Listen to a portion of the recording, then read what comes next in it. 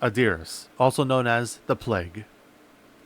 Thick fumes of burnt resin clogged her nostrils, prickling her eyes, until it was the sight of pure magnificence, of unblemished dignity, which she lacked, that made her cheeks glisten with tears. When opportunity arose, she became priestess, reaching new heights. Adorned in gold, her words ignited awe and adoration in the hearts of the faithful. No sacred song, blessed fruit, nor atoning sacrifice could have shielded her from the plague that was ravaging Babylon. On the brink of death, she whispered one last prayer to the gods, and so misery and death were no longer her end, but her beginning. Adiris was only 5 years old when she was left on the steps of the Temple of Purgation in the center of Babylon.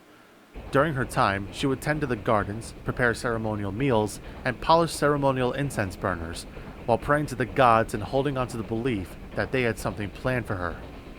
When she came of age, she attended the high-ranking priest during the yearly worshipping for the god of water and creation.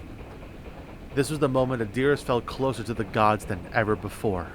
She would work hard each day, fulfilling her duties assisting the priest during purification rituals. Later on, however, a catastrophic plague started hitting the people of Babylon, and the priests were in need of more assistance from the people coming to the temple. It was only a matter of time until the priests themselves caught the plague and became too weak to perform the rituals. They had to rely on a novice like Adiris to carry on the rituals to help the people of Babylon, since she assisted in many purification rituals. Anxious before her first ceremony, she visited the priest's sanctuary chamber, lighting up the candles until she noticed a narrow opening in the back. There she saw a golden statue of a woman reaching her hands out with jewels covering her fingers. It was the sign Adiris had been looking for this whole time.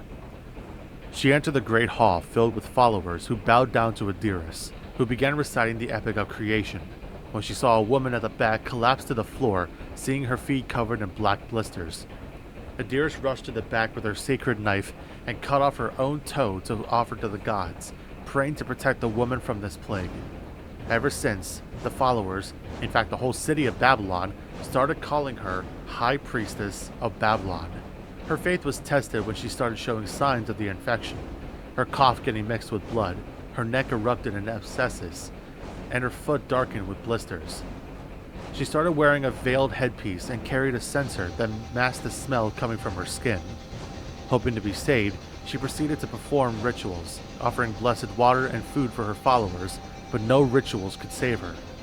Desperate to save herself, she banished herself from the city and with a few of her followers traveled up north, walking until they set up camp in a cave since they could no longer walk.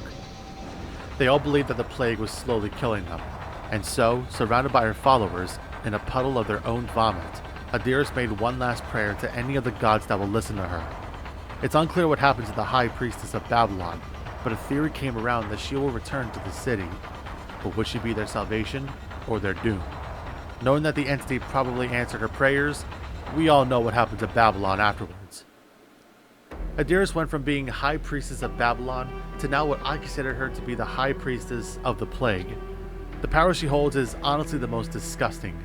Vile Purge allows her to, well, throw up on things and survivors to infect them. This not only injures survivors, but it prevents them from healing, giving them the broken status. The only way to get rid of the sickness is by drinking from the pools of devotion. There are 6 of them in total, with only one of them being corrupted. Once survivors drink from the pool of devotion, that pool becomes corrupted, which Adiris can drink out of to turn her vile purge into corrupted purge.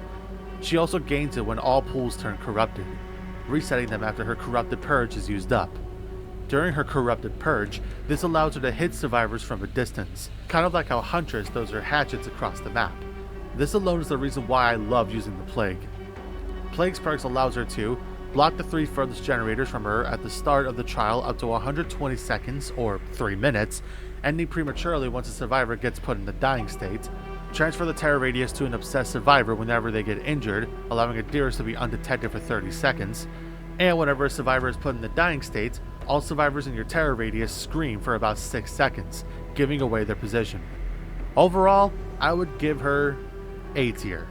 Not just for the disgusting abilities that she has, But not only does she injure someone during her corrupted purge shots, which I love doing to torture my friends, but you don't even have to hit survivors directly with your vile purge.